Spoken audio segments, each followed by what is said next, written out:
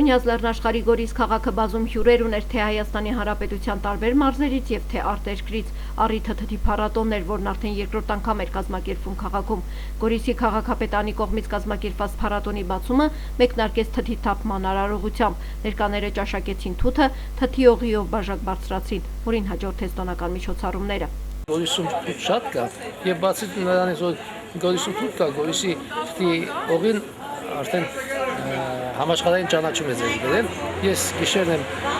վերադարձել Բելարուսից, մեր եղբայրացած քաղաքի Նեսվիժի տոնն էր, ես մի քիչ շուտ վերադարձա, դեռ շարունակում եմ տոնը, որպեսզի մասնակցեմ մեր տոնին, եւ այնտեղ մենք հյուրասիրեցինք աշխարհի 9 պետությունների 12 քաղաքների ներկայացուցիչների, նրանց մեծ մասը գիտեին արդեն Գորիսի թթի օղու մասին եւ ողջորված բոլորն էլ ըմբոշխնեցին եւ բոլորն էլ մի աննշանակ ասում էին, որ չի զիջում մեր հանրային կոնյակին։ Տոնական տրամադրությունն իշխում էր ամենուր։ Տերյան մշակութային կենտրոնի կողմից կազմակերպվեց ազգային տարազների ցուցադրում, իսկ օրվա ընթացքում ներկաներին հաճելի պահեր պարգևեց հայկական ժողովրդական երգի պարի Կարին Համույթը իր ելույթներով։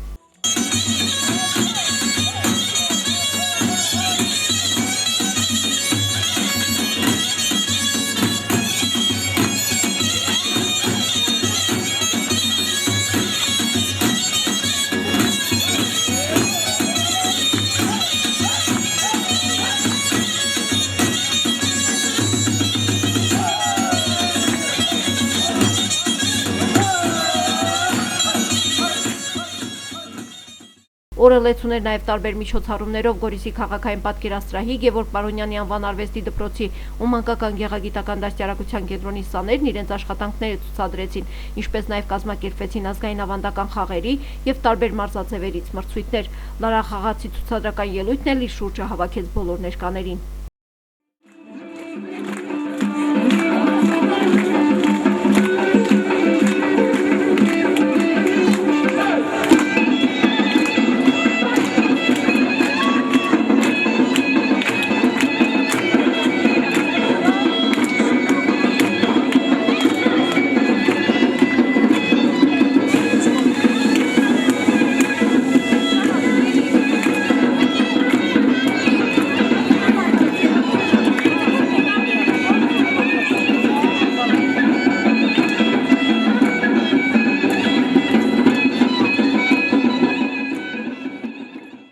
Գորիսի քաղաքապետ Վաչագան Ադունցը բոլոր մասնակիցներին շնորհակալագրեր հանձնեց, իսկ տարբեր անվանակարգերում հաղթողներին տրվեցին պատվոգրեր։ Գորիսի Գուսանաշոտի անվան մշակույթի կենտրոնի ժողգործիկների անսամբլը ողջ օրն ապահովեց իր աշտական համարներով, իսկ վերջում երիտասարդները ավանդական շուրջ պարտվեցին։